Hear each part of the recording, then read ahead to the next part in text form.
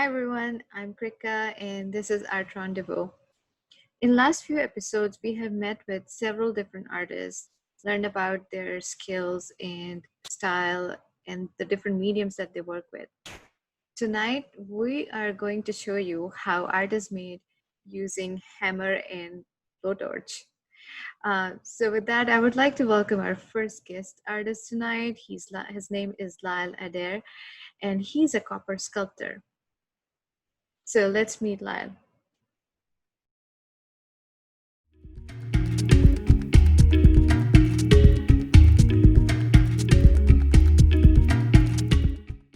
Hi, Lyle. Welcome to Art Rendezvous. Hi, Krika. Thanks for having me. How are you doing today? I'm doing pretty well, getting by. How about you? I'm good. Yeah, it's the weather is getting better now, so yeah. Yeah, the clouds make it a little nicer here than the heat that we've had the past few days.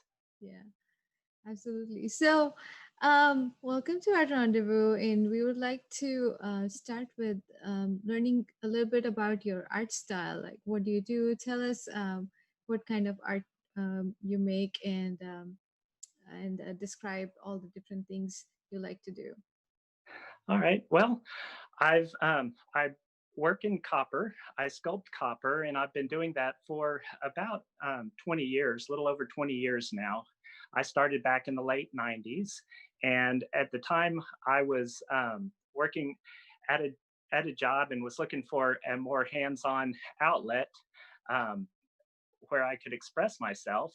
And as I was looking, I found an art gallery in South Austin that was had classes for sale. And at the time, I couldn't afford to take the classes, but the artist in residence there, Daryl Colburn, was offering apprenticeships. So I spoke with him and started apprenticing with him. And he worked in copper and metal fabrication. So that's what I learned to do.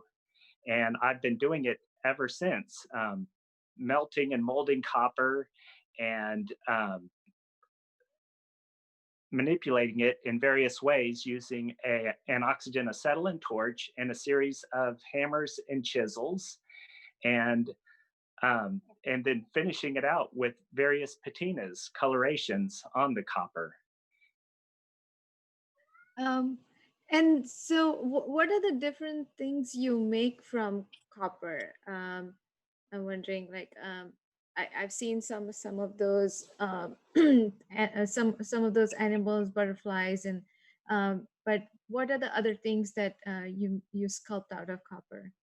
Well, I'll use all different varieties of copper from sheet copper that I'm able to hammer on both sides using the torch and the chisels and hammers. It's a process called repousse and chase. And then I'll also sculpt the copper using pipes and wire and melting it down into freestanding shapes that would sit on a shelf or a bookcase or a pedestal. And for that process, I'll usually make a frame first out of the copper wire and then melt the copper to it, kind of like candle wax. The way a lit candle will melt wax down at its base, you can do the same thing with copper in a torch, and I'll melt the copper wire to a base that I've formed out of copper, and it becomes bumpy and rough at the finish, and then I can grind it down with a grinder and then polish it to make it smooth and shiny. And then with everything completed, I'll finish it all with a clear coat finish so that the copper artwork is good to hang in a house or outside in the yard. Uh, you know what I was thinking that when people think of making artwork, people just start like myself. I wanted to make some art, and I go to the store, buy some colors and paintbrushes and canvas, and that's in general. I don't think people think about starting making art from copper. So why copper? How did you start using copper for making artwork? Well, I've grew up working with wood with my father, who used to make bookcases and tables and various woodworking projects. And so I'd use saws and wood for that. So I grew up with an appreciation to use my hands to do stuff. And when I got off on my own, I wanted to use a torch, um, just to learn to use a torch to burn things. And when this art opportunity came about through this gallery, I wasn't necessarily looking for copper, but it was looking for me. And I got into it, and it was very therapeutic to go there in the afternoons and evenings and hammer on copper and burn it and just melt stuff. It's very therapeutic. And that's how I got into using copper as an art form. Okay, that's what it sounds like. It's like therapeutic to hammer on copper. Yes. Uh, but how do you find copper to work with? Because I mean, I don't think you go to the store and just buy copper, right? So where do you find it? It is more of a specialty product. For copper sheet, I have to buy it new. And there are a couple places, fabrication yards around Austin, where I can buy brand new copper sheet. And I look for a certain gauge that lends itself to hammering on, something that's not too thin, but not too thick. In addition, I'll get a lot of copper from recycle yards, from scrap yards. And I'll go there, and usually there I'm picking up copper wire and sometimes pipes, and then I'll just see what else I can find. It's interesting that I used to, when I started out, I could go to the scrap yards and they would hand me a hard hat and tell me, give me free range just to look around whatever I could find. And I always liked doing that. Well, several years ago, the price of copper with other metals skyrocketed. And you may have heard about thefts going on at construction sites with AC units and people stealing copper pipes. Well, the industry just shut down after that. The price of copper scrap um, skyrocketed to about 4 times what it used to be. And they really clamped down on letting anyone near their piles of different metals, but specifically copper. Since that time, I have been able to locate a few places here and there that will still allow me in to look around, but it has gotten harder, and the Yeah. prices have certainly shot up from what they used to be. It has because growing up in India, I know that back in the day, everybody in their houses used copper vessels, and I remember my grandparents' house. They had a big pot, a copper pot, to store the drinking water because um, drinking from the anything from the stored in water stored in copper is good for your health.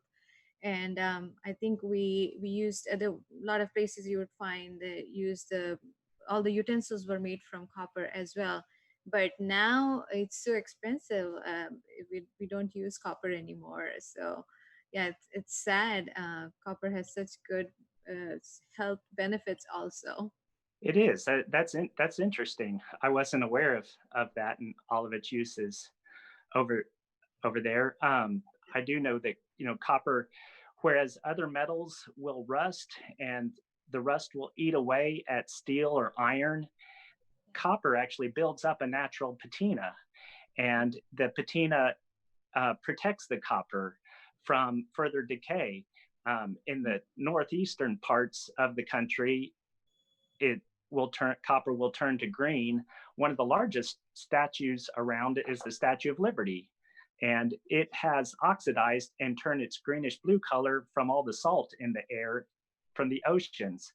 Down in Texas, where we are, people put on copper roofs and think they'll turn green naturally, and unfortunately, there's just not the same chemical concentration in the air of the salt. So it can be done, but it's usually done artificially when you see a green copper roof. Okay, that is But so it cool. has a lot of properties to it and makes it a wonderful metal to work with. That is that is good to know. I didn't know about that, and yeah, it's certainly very interesting. Um, and you know what? We do have a video of you working in your studio, so that shows us the whole process that you do for making art from it. So we're gonna look at that video now and see and see you in your studio create something beautiful. All right. Hi. Today I'm going to make a dragonfly out of copper pipe, copper sheet, copper wire.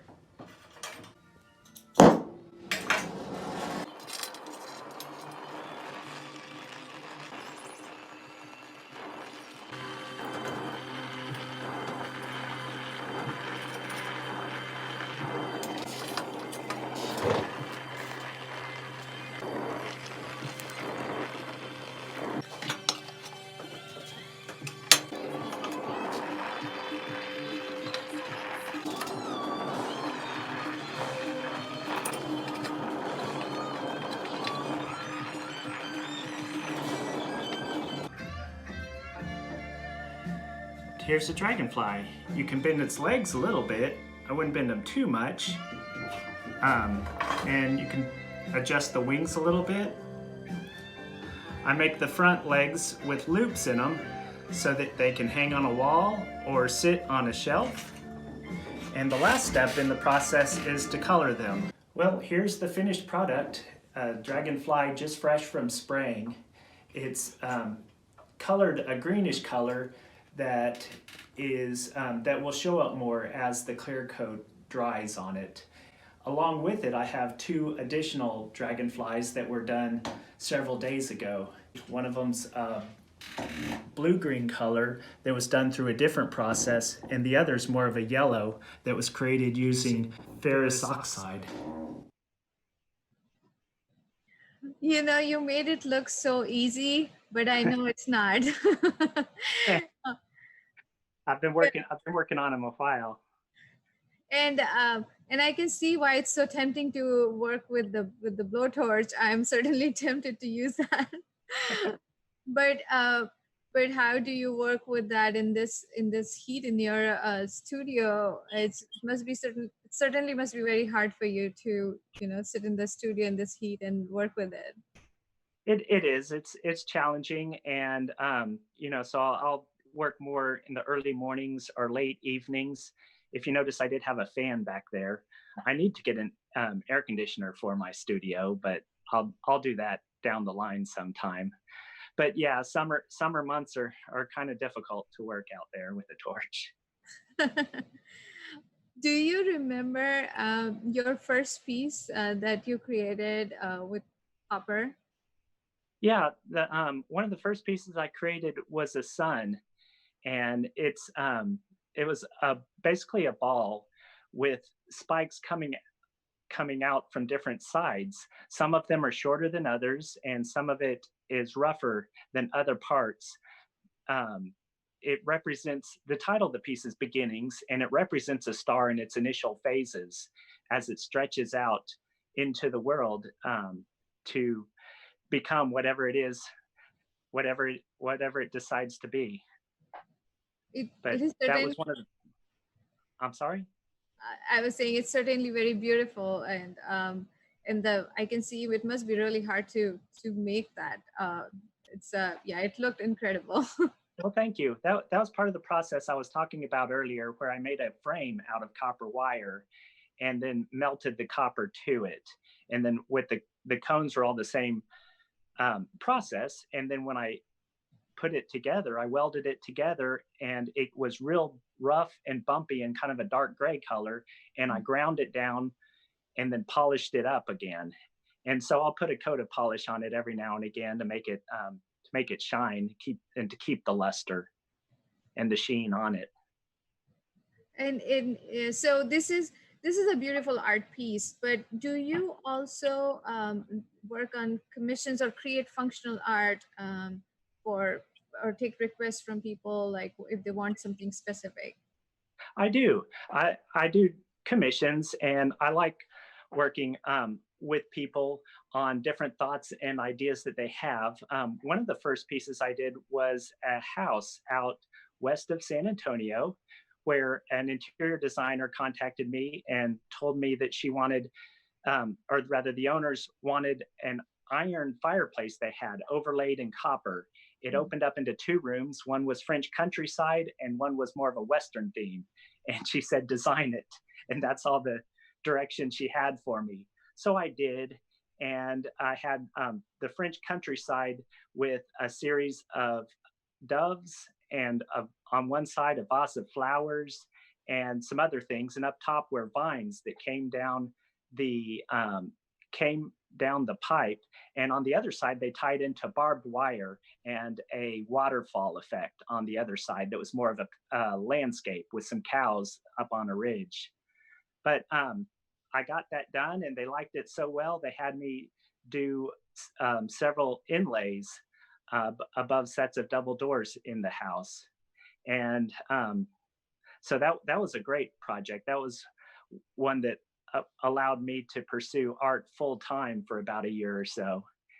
And in addition, I've worked with people over the years. I've made a water fountain Mhm. for some people out of copper. And I've made some signs. I've got two signs that are on the outdoors of a church in downtown Austin, First Austin Church Mhm. at Ninth and Trinity. And it's the Greek words for grace and peace, and they're written in Greek. And then I've worked with other, on various other projects here and there, but I do enjoy working with people on designs they have in their mind and making their property more enjoyable.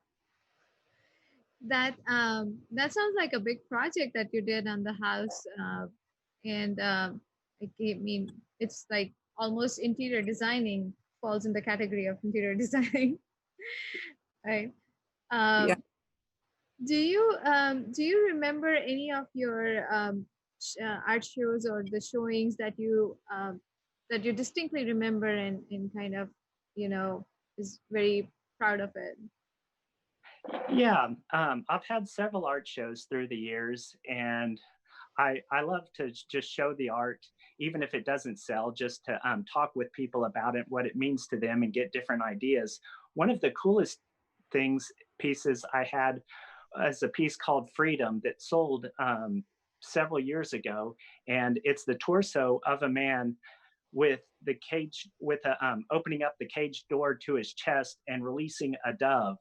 He purposely doesn't have a head because I wasn't sure if the head would be sad as the body dies as he releases his spirit through the dove out into the world, or if he would have more of a happy face knowing that he will now be free through the dove to explore. But this piece sold several years ago, um, but I was able to present it for a show through the BBC magazine online. They were looking for pieces to represent freedom, and the title of this piece was Freedom. So I submitted it to them, and they accepted it for their show, along with many pieces and all kinds of different artwork from people all over the world. Well, it was up on their website for little while, and um, a little later, I got a message from a woman in the Netherlands, and her daughter had seen it on the BBC website, and she had some questions for me because she wanted to use it for a school project.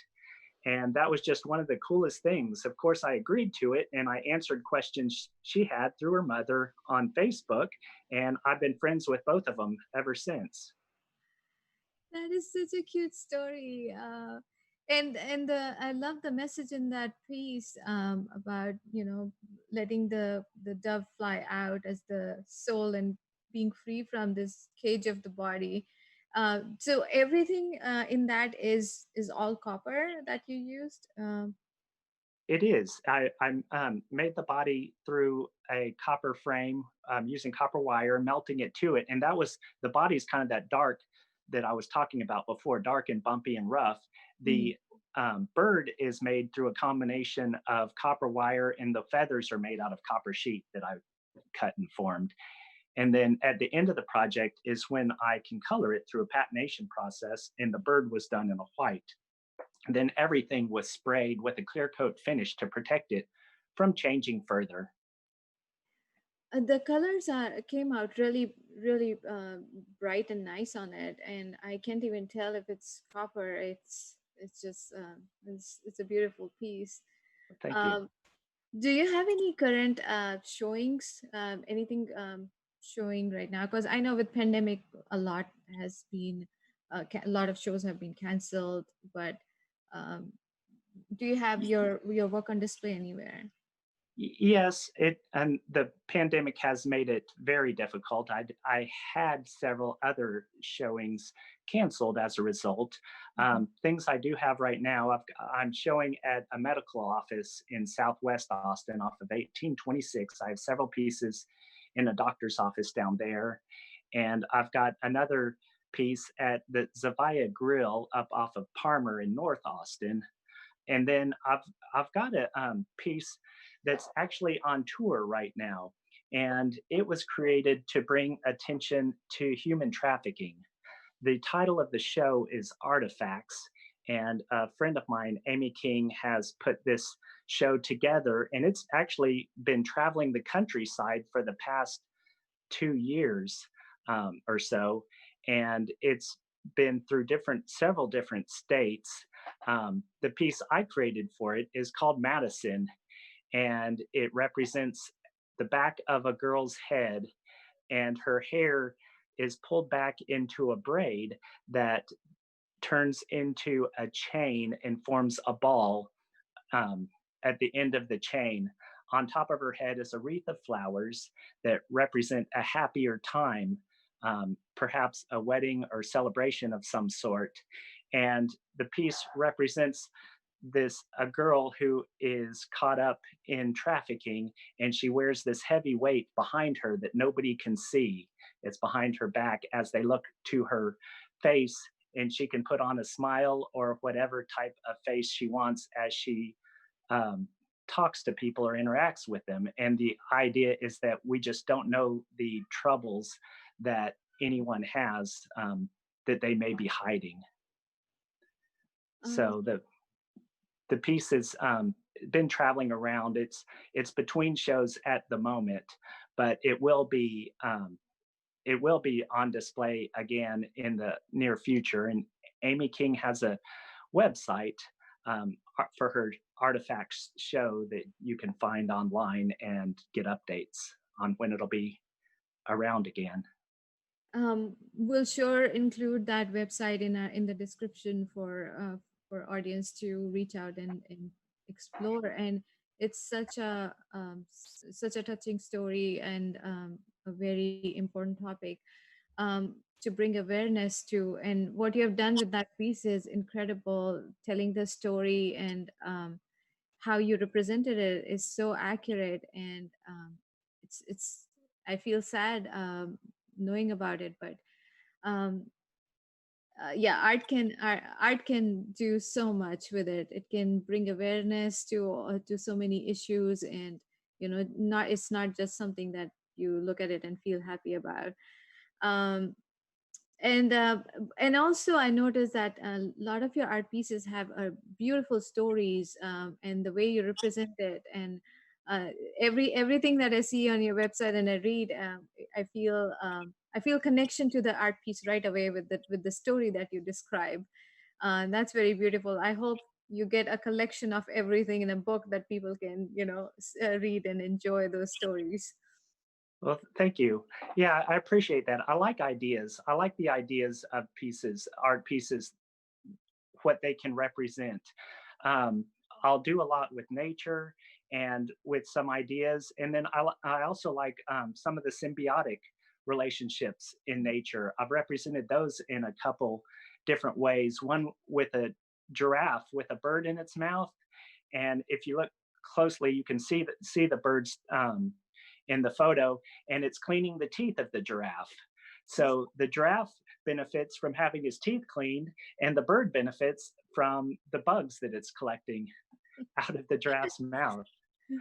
Another piece that I did recently is called Turtle Tears in Tea, and it's the idea from the piece is that butterflies will actually drink the tears of turtles, and you can Google it and see pictures of a butterfly sitting on the head of a turtle, because the turtle's tears contain salt that the butterfly will take and use. So in my piece, I showed a picture of a butterfly serving tea to a turtle, in exchange for the tear on the turtle's face. Okay, so not only you're making art for people, you're also teaching them so many new things and ideas. I learned so much from doing it too. Yeah. And so, what are you currently working now? Do you have any new projects in line? Lately, my most recently, I've been creating some roadrunners out of copper wire, and they're just fun to work on and do. And I've gotten good reception from people, and I've sold a few of them. But they're standalone pieces, about 10 inches by 9 inches, and a lot of I was making them in hopes for the West Austin art show that has been canceled. It may come about in the fall, but I do have these roadrunners um, that I've been working on lately, in addition to a few other pieces. I've got a new piece on my website of a more of a wall hanging of a raven, and a woman is walking towards the raven through a wheat field. But you can see that on my website as well. Uh, well, this was wonderful talking to you and learning so much about copper art. Very incredible. Thank you for being on the show, Lyle. It was a pleasure having you. Thank you so much. I enjoyed talking with you as well. Pretty. I hope that pretty soon we get to go to some shows and get to see your artwork there. Yeah, I would love that. That'd be terrific. All right. Hope Thank you. to see you out there sometime. Thank you so much. Thank you.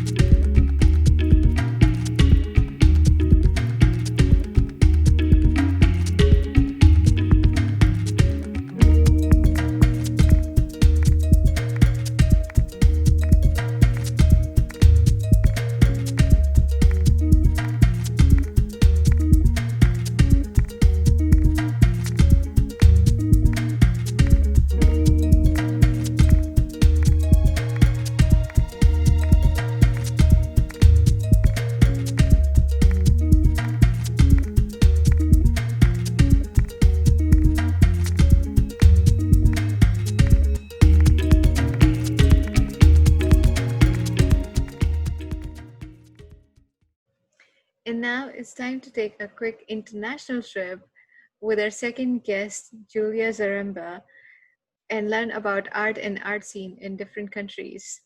So let's welcome Julia.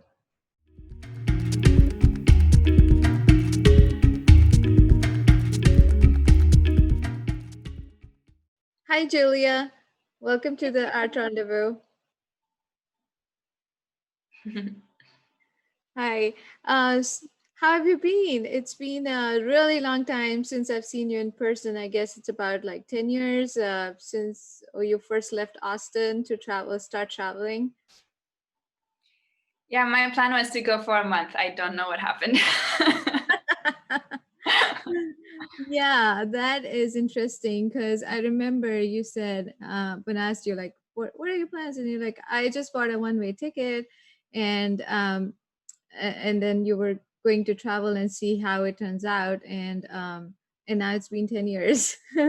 What have you been up to in last 10 years? It did start out with a one-way ticket to, I don't know if it was to Prague or to Italy when I met you. I think it might have been to Italy. I already fell in love with it. But I did move to Italy for a couple of years and I fell in love with it. And I was traveling around Europe for a bit. I was doing a lot of hiking, trying to find as much sea as possible into my life, which is something I didn't have in Texas. And then I was in Mexico for for a year on and off. And then South America, mostly in Europe, then again. And I moved to Norway, where I was living for 3 years. And I moved to Poland this week. So it's like a never ending circle. That's actually a big, jumbled, squiggly line of messy global destinations. Yeah.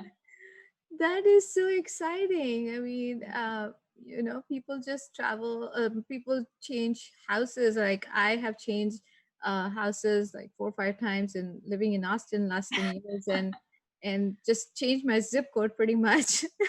But there you are changing your country code every time. I think it's more difficult to change a zip code than a country, but Okay. So, what are all the different things you have done in different countries moving? Like, well, were you doing a one job or, you learned different things in art and what all you did?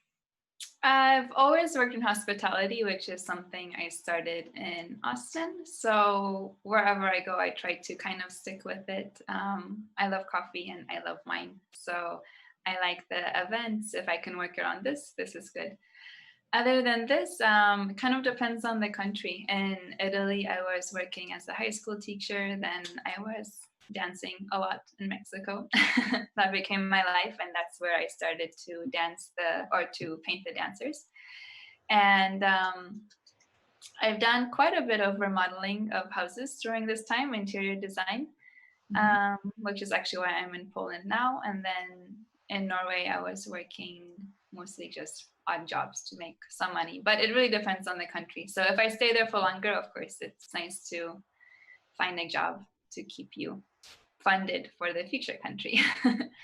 And this year, well, last year in Norway, I was not having so much luck with the work. So I said, there's no point, like just forget it, stop trying to look for something, take some time off and get back into the art scene, which is what I've done. So I took a year off to do this. And this has been a great decision because I really miss it. Like I did it in Austin when I met you.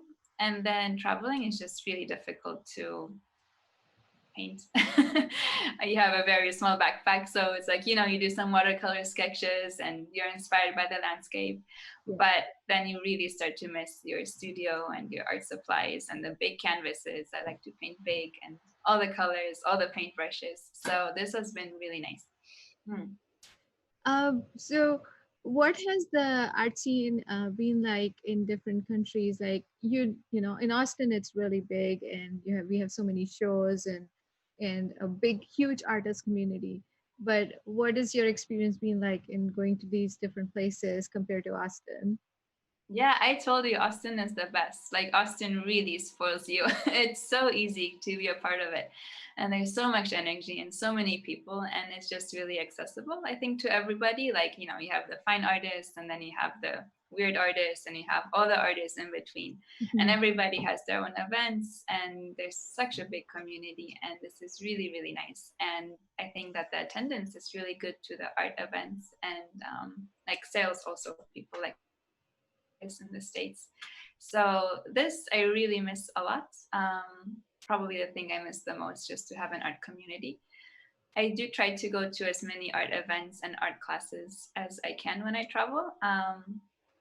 I'm a figurative painter, so I focus on the human body. So I try to go to light classes wherever I am, but they are so different in different places of the world. Like if you go to Argentina, you go into some bar, it doesn't start until 11:30. Everybody's drinking beer and or wine, and there's live jazz music playing, and there's like 10 naked models on the stage, and you know that it's going to be a good night. And then you go to Norway, and it's like 5 to 6:30, everybody sits down with their little sketchbook and pencil and they just draw 1 minute poses. Nobody talks and then it's done. It's done. Everybody leaves. So not that one is better or worse, but you get a really big spectrum of events, which is nice to experience. But like to have a steady community, it's also really nice and important, I think, if you want to establish yourself as an artist, even if now everything is online. Mhm. It's just nice to have this in person as well. Mm. But I guess it's incredible to have the experience that you're getting from traveling to these different places and just just noticing, the different styles and techniques. But I was just curious that, I thought Mexico would be big on the art as well. Just for some reason, when I think of Mexico, it's like a lot of dancing and Yeah. colors, and it's just beautiful. With so even though you did not get to do a lot of art in there, but did you go to Mhm. the shows and stuff? What was it like in Mexico? I spend most of my time dancing in Mexico. So I do Latin dance, and the scene for that is incredible there. So that's what I was doing, and that's where I got my idea to start to do artwork about the dancers. Mm-hmm. And that was kind of my life there. But they do have a lot of art events. I went to a lot of museums. I think that they have the highest art museum or highest museum per capita anywhere in the world, something like this. So like there's a lot of offering. You have huge, really beautiful museums, and you have a lot of underground shows. I just didn't explore the art scene so much. But I know that there's a lot of great residencies, and I have a lot of artist friends in Mexico City, so it's something I would definitely like to go back to. But I did take away the dancing, which is good, and I'm still with this, so happy about it. Yeah, it shows in your latest paintings that you've been painting the dancers. Those are gorgeous, and I can see you have really grabbed the technique, and it shows in each and every piece that you're doing now. um, so, but so recently you spent a lot of time in Norway, and did you get to participate in shows and festivals in Norway? Uh, yeah, a couple. It was a lot more limited offering than in Austin, and I didn't have very much luck with the sales. And if I did sell something, it was usually something small. So I did have a couple of bigger commissions I did, but like art show wise, it was mostly lost money. So I think this is kind of what actually inspired me to switch Mhm. tactic. And now I would like to do the dancers, but I would like to travel to dance festivals and to sell prints there instead of going to art shows. This way I can go all over the world and hang out with dancers, and you have like a huge audience to every dance festival you go to. So I think that this is going to be much more fun than going to art shows. So it was a difficult experience, but I did at least have a lot of time to make the art since there wasn't so much opportunity to show the art. So it's okay. Um, what do you suggest, or what is your advice for people who are wanting to do a similar, like travel and learn art and or experience the art scene in different places? What's your advice or recommendation for them? Phew, pick somewhere where you want to be. I guess that's the most important one, which sounds like it's common sense, but just make sure it's somewhere you want to be. Also, there's a lot of really, really incredible art residencies everywhere. And I've met people that have been doing this for like 1 year, 2 years straight. And they just go from art residency to another art residency to another art residency and spend a month everywhere. And this is a great way to make contacts. And usually other people leave art supplies behind. So you have a challenge of art supplies to work with along with the ones that you bring. And it's just a really good way to connect with other artists from all over the world because you have people from every country of all age, of all art, how do you say, arts, like painters, sculptors, art style, art materials, English, okay. Um, so if you it's a nice way to get to a country and to really focus on the art and to have this community that comes with the experience. And then, of course, if you're doing an art residency for a month in Argentina or in Iceland or Greece, wherever it is, then you have plenty of time to explore the country, but you have a base and you have like, it's nice to have this deadline kind of if you have an art show coming up at the end of the residency or just something to keep you on track. Because otherwise, that was my plan. I'm like, I'm gonna go to Europe and be an artist in Europe. But then you get so addicted and stuck on the traveling that you kind of forget about the art sometimes. So it's nice to maybe have something more stable if you really want to do the art. Mm. um I'm really really jealous. Like, I would love to do that, but I know it takes so much courage, and I think you're so brave to be able to just do this for so long on your own and just keep going with it. It gets Um, easier. Like once you start, it's really difficult to stop. I really want to stop, but I can't stop. So there's like no more courage left. It's just autopilot. Okay, next country, next experience. no, I mean, when I traveled to Europe for a little bit, for a short while, and I was traveling with one bag only because I wanted Mhm. to make sure that we can use the public transportation and all that stuff. Yeah. And after 2 weeks, I was really tired of living out of that one backpack. I was like, this is not enough. And Uh, there you are. I mean, how there you I am living out of a bag for 10 years. No, but you really learn to minimalize and downsize and realize that you can wear the same 10 outfits for a long time, especially if you're moving every day and you don't see the same people every day. So you really learn to do with less. Same with the art supplies. Like it's great to have this studio, and I miss having 20 different paints Mm. or 20 different shades of blue and 30 different shades of green. But then when you travel, I usually just buy the same things every time, and they're really basic things. And then you're forced to learn how to mix all the colors, learn how to really get the most out of the less supplies, out of the least amount of supplies. So you learn how to be thrifty with what you have. Yeah. Do you have a next place that in mind that you want to go? It's like, okay, this is where I want to be next. Um, Wherever I don't well, know. I'm here now. I came to Poland this week to remodel a house. So I'll be here for a couple of weeks, and I will take this time to decide. I really love the sea and I miss the sea. So I would like to be somewhere by that's what inspires me. And that's where I feel like I have all the space that I need to create. So I would like to go somewhere by the water, somewhere remote. mhm. Um, and that's kind of where I want to end up. I mean, I've been traveling for a long time. So I would like to settle down and to maybe start my own artistic project, whatever it will be, community or residency or center or something like this. And I know I wanted to be out of the city, somewhere kind of isolated in nature by the sea. So I'm looking for this place. Like I'm really ready to be there and just to get more than one bag of things in my life. Yeah.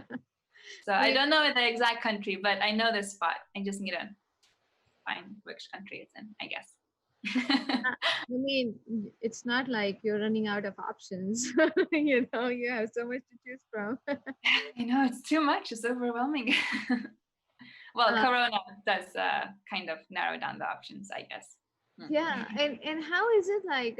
Has the pandemic impact in the like you were in Norway and now you're in Poland? So has the pandemic slowed down the events and festivals and or the life in general?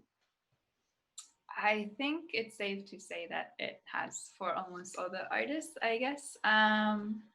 And this was what I wanted to do this year, to start doing the dance festivals, to sell art there. And of course, they cancel all the dance festivals, and that's like the last thing to come back. So I will postpone this. And then there were other art shows that I had to postpone as well, which gives you, again, more time to make the art. But at the same time, I think that they have even more resources online. Like there's so many great live drawing classes that you would never have access to otherwise, like top models, and you just, sign into your Zoom live modeling session and do it in your pajamas in the corner. You don't even have to leave the house for, us weird artists. But there are a lot of resources and a lot of museums and a lot of groups that have been open online. And of course, it's not the same as to physically go, but it's better than nothing. And it's another way to connect with people because you do draw people from all over the world and you see their artwork and then you interact with them. So it's like a virtual travel, I guess, for now. Yeah.